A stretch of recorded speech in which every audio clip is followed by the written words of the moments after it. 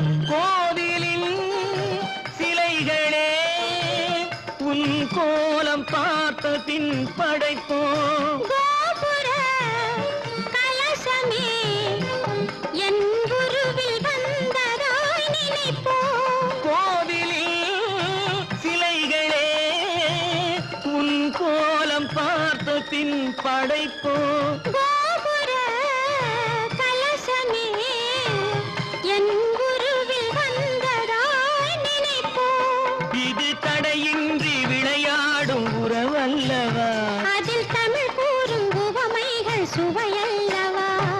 நீல நிறம் வாக்கும் கடலுக்கு நீல நிறம் காரணம் ஏன் கண்ணே உன் கண்ணு